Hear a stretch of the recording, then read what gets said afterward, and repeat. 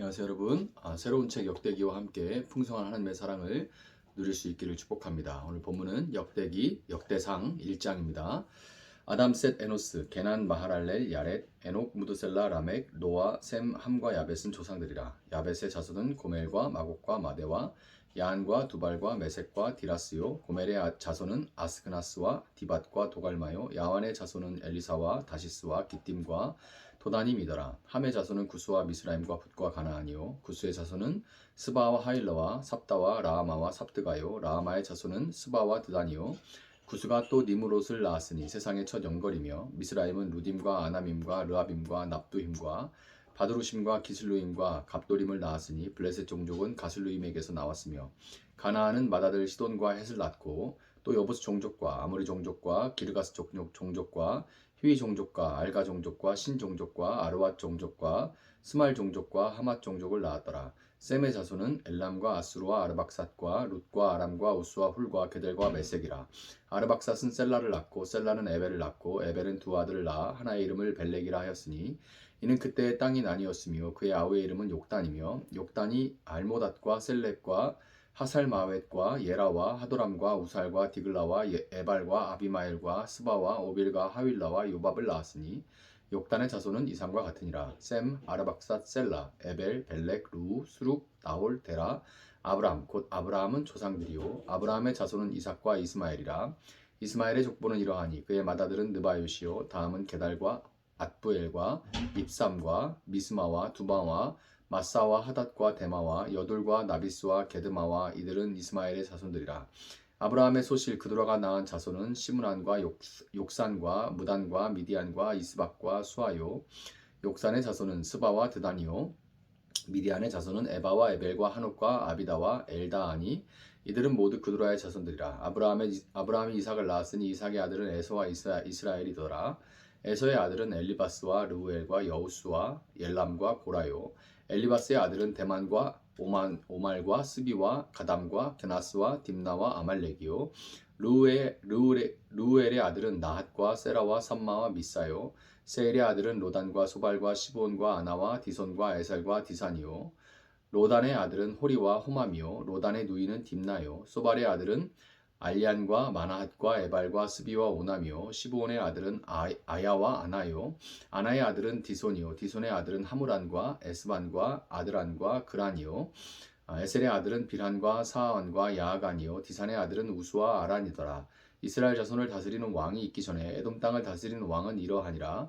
보올의 아들 벨라니 그의 도성 이름은 딘하바이며, 벨라가 죽음에 보스라 세라의 아들 요밥이 대신하여 왕이 되고, 요밥이 죽음에 대만 종족의 땅에 사람 후삼이 대신하여 왕이 되고, 후삼이 죽음에 브닷의 아들 하닷이 대신하여 왕이 되었으니, 하닷은 모압들에서 미디안을 친 자요. 그 도성 이름은 아윗이며, 하닷이 죽음에 마스레가의 사물라가 대신하여 왕이 되고, 사물라가 죽음에 강가의 르호봇 사울이 대신하여 왕이 되고, 사울이 죽음에 악볼의 아들 바알 하난이 대신하여 왕이 되고, 바알 하난이 죽음에 하닷이 대신하여 왕이 되었으니, 그의 도성 이름은 바이요. 그의 아내 이름은 무헬 다벨이라.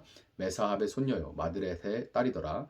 하닷이 죽으니라. 그리고 에돔의 족장은 이러하니 딥나 족장과 알랴 족장과 여댓 족장과 오올리바마 족장과 엘라 족장과 비논 족장과 그나스 족장과 대만 족장과 밉살 족장과 막디엘 족장과 이람 족장이라. 에돔의 족장이 이러하였더라. 아멘.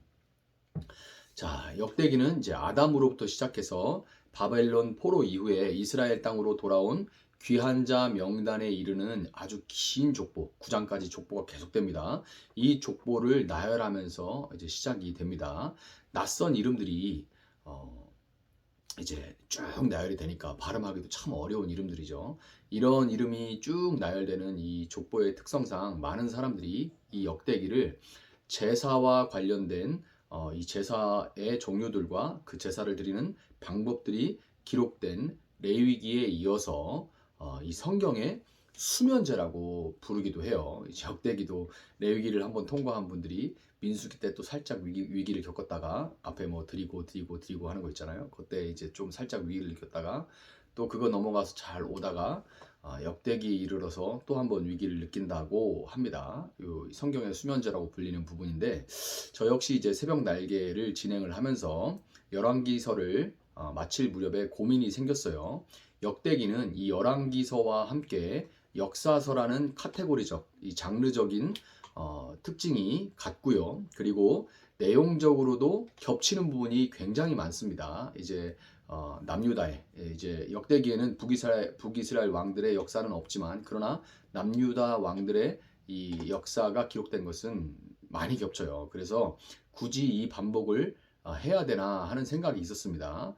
아니면 이제 이 역대기는 개인적으로 읽게 하고 에스라서로 넘어가야 되나 이런 고민을 하는데, 왜냐하면 이제 한 주에 4번, 4장씩 진행이 되는, 보통 4장씩 진행이 되죠. 4장씩 진행이 되는 이 새벽 날개의 특성상 일단 역대기를 시작하면 역대상 하를 마치기까지 대략 4달 정도의 시간이 걸리기 때문에 저로서는 이제 고민을 할 수밖에 없었던 거죠. 그렇지만 결국에는 한 말씀도 빼놓지 말고, 물론 이제 시가서는 수요 기도회 때 하고 있지만 한 말씀도 빼지 않고 이제 말씀을 나누도록 하자라는 생각을 했고, 또 역대기는 이제 보다 보면 열왕기서와는 또 다른 이 시대적이고 신학적인 특징을 가지고 있습니다. 같은 성경이지만 그러나 다른 배경과 다른 시대, 그리고 다른 이 신학적인 특징을 초점을 가지고 있어요. 그래서 하나님이 역대기를 통해서 이때에 우리 교회에 주시는 교훈과 책망과 바르게 함과 의로 교육하기에 좋으신 이 말씀을 함께 나누면서 은혜를 누릴 수 있으면 좋겠습니다. 자, 역대기는 열왕기서가 북이스라엘에 이어서 남유다의 멸망까지의 그 사건들을, 그 시간들을 기록하고 있는데 비해서 70여 년, 이제 남유다까지 멸망하고 난 이후에 70여 년의 시간 동안에 바벨론 포로기와 페르시아의 고레스 왕의 칙령으로 이제 이 포로가 됐던 바벨론 땅에서 이스라엘 땅으로 돌아오는 이 귀한 시기, 그리고 그 땅에 돌아온 이후에 100여 년의 시간이 흘러가는 이 시간들을 포함하고 있어요. 역대기는 더 긴 시간들을 지금 포함을 하고 있는 겁니다. 역대기의 이런 시간적 배경은 그 자체로 역대기의 기록 목적, 열왕기서가 있는데 왜 굳이 역대기를 기록했는지 그 기록 목적과, 그리고 왜 역대기가 다소 지루하게 느껴질 수도 있는데 족보로 시작했는가 하는 그 이유에 대한 설명이 됩니다. 바벨론의 포로로 잡혀온 유대인들은 이 바벨론의 웅장한 건축물들이 뿜어내는 위용에 완전히 지방 사람이 서울 올라간 거랑 마찬가지. 저희 애들도 한번 서울 올라갔을 때 와 이래가지고 참 아이고 촌놈들 이렇게 생각을 했었는데, 건물들 보면서 와 이러죠. 근데 딱 유대인들이 포로로 잡혀가니까 바벨론이 그랬습니다. 이 바벨론에서 뿜어내는 건물들이 뿜어내는 그 위용에 숨이 막히는 경험을 하게 되는데요. 영원할 줄만 알았던 이 예루살렘이 허무하게 무너지고 세상에서 가장 강한 신이라고, 전쟁의 신이라고 생각했던 여호와의 성전이 회파되는 것을 경험한 그 유대인들은 바벨론의 신 마루둑의 웅정한 그 신전을 보면서 마루둑이 여호와보다 더 강하고 힘센 신이 아닌가 하는 이런 신학적인 의문에 휩싸이게 됩니다. 이런 회의감에 대해서 열왕기서에서는 이 선지자들의 입을 빌어서 이스라엘이 패망한 것은 이제 예레미야 선지자가 그런 말을 하는데요. 이스라엘이 패망하게 된 것은 여호와 하나님이 약해서가 아니라 이스라엘이 하나님과의 언약 관계를 파기하고 율법을 어겼기 때문이다. 그렇기 때문에 지금 남유다, 북이스라엘에 이래서 남유다가 이렇게 멸망하게 된 것이다 라고 그렇게 강력하게 주장을 합니다. 선지자 예레미야는 포로 생활이 딱 70년이 될 것이라 이렇게 말을 하고요. 따라서 이 70년보다 더 짧지 않을 거니까, 70년은 꽤 긴 세대죠. 두 세대가 지나갈 만한 그런 시간인데, 그러니 그 땅에서, 포로로 잡혀간 그 땅에서 빨리 적응해서 안정된 생활을 살아내고 그 다음에 생육하고 그 땅에서도 번성해라 이렇게 촉구를 했고요. 실제로 많은 유대인들이 이 말에 따라서 유배지에서 안정된 삶을 구가하기 시작했습니다. 그렇지만 이렇게 안정된 삶을 살다 보니까 마루둑을 비롯한 다양한 우상 숭배가 만연했던 바벨론 땅에서 유대 공동체가 포로로 잡혀온 유대 공동체가 순수한 신앙을 지켜낸다는 것은 보통 어려운 일이 아니었어요. 너무 화려하고 웅장한 것들이 많잖아요. 그래서 거기서 신앙을 지켜낸다는 것, 거룩성을 지켜낸다는 것은 참 어려운 일이었습니다. 이스라엘은 여호와 하나님이 여전히 이스라엘의 하나님이시며 하나님과 맺은 이 언약이 지금도 과연 유효한가에 대한 이 신앙의 혼란과 의심으로 그 땅에서 고민하게 돼요. 와, 우리가 이렇게 이 땅에서 일상적인 삶을 살고 이전에 비해서 더 누릴 것도 많고 막 이런데 이 땅에 살아가면서 여전히 이 땅으로 옮겨왔는데도 하나님이 우리의 하나님이고 여전히 하나님과 우리가 맺은 그 언약이 여전히 유효한가? 우리가 하나님 백성이 맞나? 아니면 정말 이제 바벨론에서 여기서 성공하고 여기서 정착해서 살아가는데 집중해야 되나? 이런 혼란을 그리고 의심을 하게 돼요. 하나님은 그런 혼란 가운데 있는 그들을 위해서 에스겔 선지자를 통해서 바벨론의 머리 위에 보좌를 펼치고 계신 하나님의 환상을 보여주심으로써 에스겔 선지자를 통해서 잡혀간 땅에서 하나님이 바벨론 위에 보좌를 틀고 앉아 계신다는 것을 보여주심으로써 하나님이 바벨론 제국보다 더 큰 우주의 왕이시라는 것을 선포합니다. 이렇게 그 말씀들을 붙잡고 근근히 포로기를 거쳐낸 이스라엘이 70년 만에 예루살렘에 돌아왔을 때 그들은 약속을 정말로 그 말씀대로 이루신 하나님에 대한 믿음으로 뜨거워져서 이 종교적인 열성과 그리고 성전을 재건해서 하나님을 향한 예배를 온전히 회복해야겠다 하는 그 비전으로 그들은 그 가슴이 뜨거웠습니다. 그렇지만 뜨거운 가슴을 가지고 있다고 해서 현실이 다 한 번에 바뀌는 건 아니죠. 성전 재건이라는 것은 많은 돈이 들고 많은 힘이 들고 많은 노력이 투입이 되어야만 하는 일입니다. 말처럼 참 쉽지가 않아요. 시간이 흐르면서 예루살렘으로 돌아온 이 귀한 공동체는 다시금 이 낯선 곳, 그동안 어느새 이제 바벨론이 익숙해졌잖아요. 바벨론 사는 게 익숙해졌는데 낯선 곳에 돌아와서 이 이스라엘 땅을 한 번도 보지 못하고 바벨론에서 태어난 사람도 있습니다. 70년이라는 시간은 짧은 시간이 아니죠. 이 낯선 곳에서 우리는 누군가 하는 그 정체성의 문제와 곰핍한 이 사회 경제적 상황으로 인해서 그 열정을 차츰 잃어가게 됩니다. 하나님은 그때의 학개와 스가랴 선지자를 통해서 이 귀한 공동체를 격려하시고 선지자들의 지도를 받아서 마침내 이 성전 재건이 완료됩니다. 이 성전 재건이 완료됐을 때 선지자 학개는 그곳에 모인 사람들에게 가슴이 웅장해질 만한 그런 예언을 하는데요. 어떤 예언이냐면 바로 이 성전 재건과 함께 하나님께서 다시 이스라엘을 열국 중에 높이시고 열방을 심판하시며 이스라엘의 발 앞에 그들을 모두 다 굴복시키실 것이다 하는 그런 놀라운 정말 큰 웅장한 스케일의 말씀을 예언을 합니다. 그렇지만 성전은 다 재건됐는데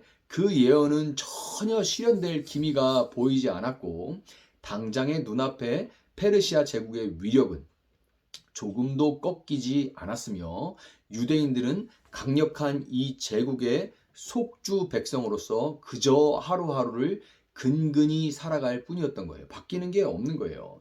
예배를 향한 마음은 점차 식어지고 당장 현실의 문제에 급급해서 살아갈 때 하나님은 마치 부흥회를 여시는 것처럼 부흥사를 초대한 것처럼 초청 강사로 에스라와 느헤미야, 학사 에스라와 느헤미야를 보내주십니다. 탁월한 이 부흥사들의 인도로 유대 공동체는 잠깐이지만 영적인 활력을 회복해요. 그렇지만 부흥회 잠깐 한다고 해서 반짝 그래 다시 열심히 해보자 하지만 그게 오래 가나요? 그렇게 오래 가지 못하죠. 주변의 열강들의 상황이나 그들의 삶에 어떤 변화가 나타나지 않기는 마찬가지였고 마치 당연한 것처럼 유대 공동체는 신앙적인 회의에 빠져서 율법을 떠나 이방의 가치관과 풍습을 따라서 다시금 살아가게 됩니다. 역대기는 딱 요런 배경에 기록된 요런 상황과 배경 가운데, 이런 처지 가운데 기록된 책입니다. 느헤미야, 에스라 다 가고 딱 그때 이제 사람들이 그 부흥회를 경험했는데도 별거 없네, 변하는 건 없네, 그러면서 점차 그 마음이 식어질 때 기록한 책이에요. 여러분의 삶 가운데 신앙생활에 이런 오르고 내리고 하는 그런 상황들과 비교해도 크게 다르지가 않죠.